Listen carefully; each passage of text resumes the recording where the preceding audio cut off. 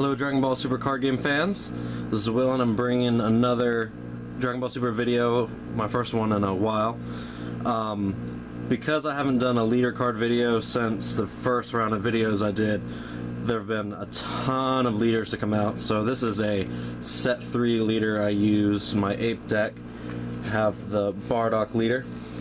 The first part of his ability is very standard for a lot of the unawakened side. When he attacks the leader, you draw a card. And then this card, so they started doing a trend later where instead of drawing 2 cards when you flip, it's activate 2 energy. So this one started. It's very shiny, that's why I liked it.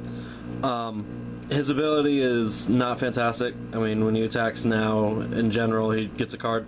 But then his auto is once per turn when a Saiyan is KO'd, he gets 5,000 power for the duration of the turn. So nothing super duper fancy. Next we have Hirudegarn. Hirudegarn is a very relevant leader today. It's definitely one of the meta decks being used at the moment.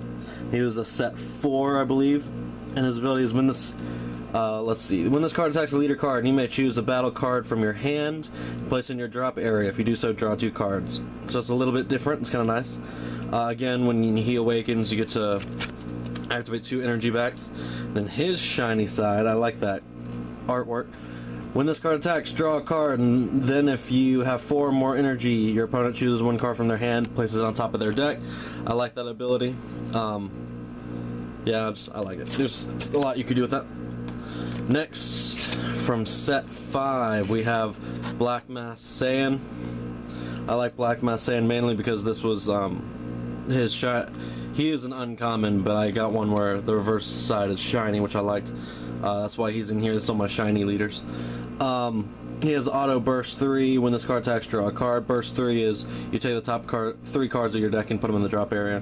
When this guy's when your life is 4 or less, you activate 2 energy, flip them over.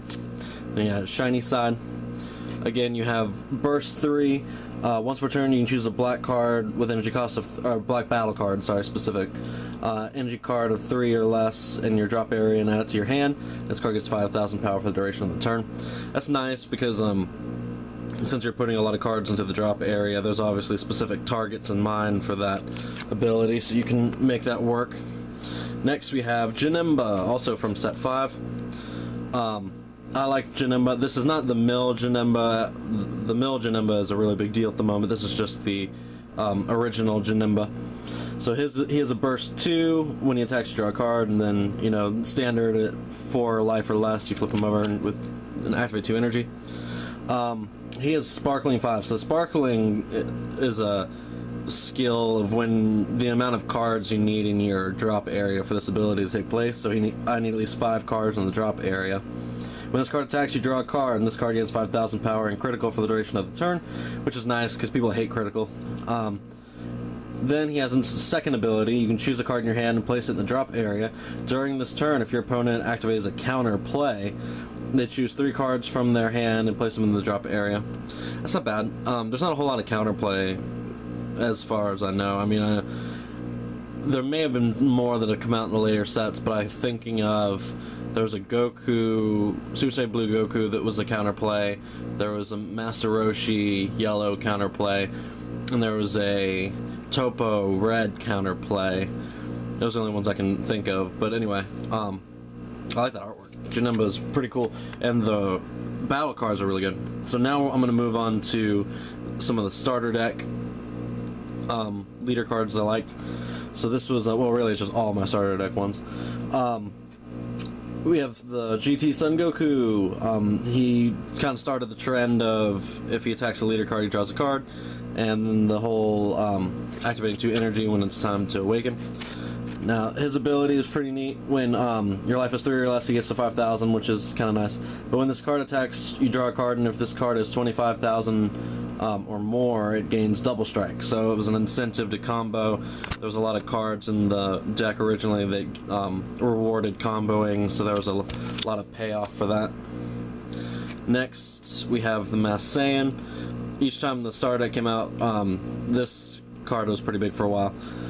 So this card is, you put top 3 cards of your deck into the drop area, you place a black card in there, it gets critical. If any other color was put in there, it would get 5,000 power as well. So if you had a black and another color, you got both of those.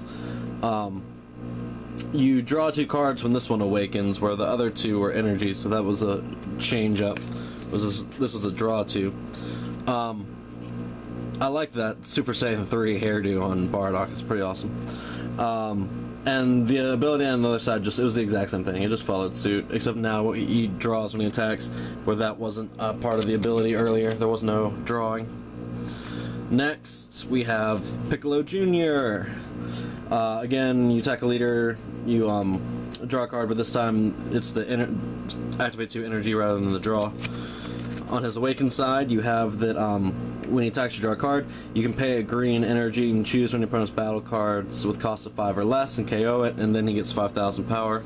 So it's a spot removal with a cost, but it's a 5 or less is a pretty good spot removal. Next, we have the Golden Great Ape Son Goku.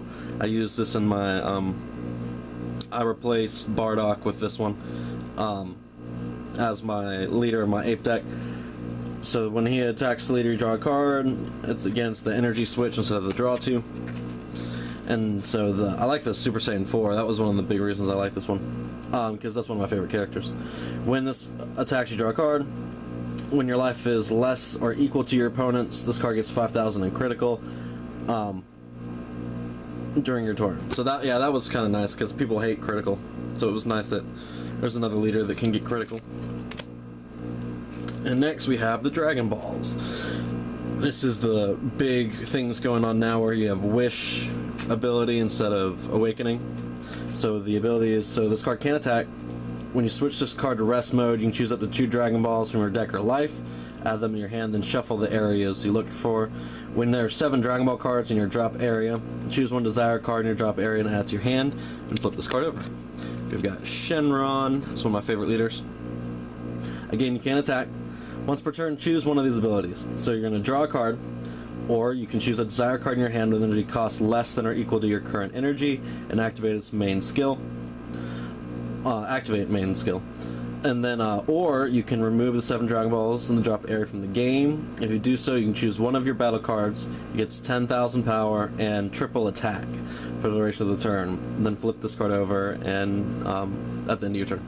So it's triple attack instead of triple strike. So if you have a card with triple strike and you get triple attack and each attack is successful, that's 9 life, because it gets to attack 3 times. Alright, so then the last 2 I have are promo leaders. This is Caulifla. I used her in my Universe 6 deck. So once per turn, choose one card in your life after your hand.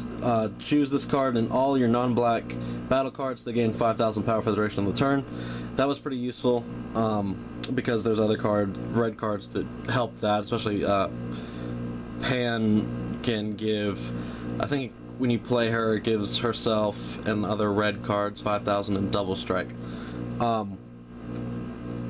This is a draw 2 rather than an energy activate 2. And then on the other side, I love that artwork, and the texture of it's really cool too. So once per turn, choose one card in your life out of 2. Oh, so it's the same ability. That's right. You just get to draw when you attack as well. So the ability is the same. And then the other one is the Bardock. Once per turn, you can choose one of your opponent's battle cards within a cost 3 or less and switch it to rest. That was kind of helpful with some of the ape abilities that had to do with defense, or not defense, sorry, that's Yu-Gi-Oh! Rest mode. And then again, it's a draw 2 rather than an energy. And again, I like that cool texture, and that artwork's awesome. And it was an ape, and that's why I kind of liked having it in the ape deck. And again, the ability is the same. It's just that, except there's no cost. So like the other one was, it had to be 3 energy or less, and this one, it can just be any battle card you can switch. And when you attack, you draw a card. So those are the leaders. Let me know if there was one in particular you liked. If you have any questions about them, I will be happy to answer those questions. Thank you for watching.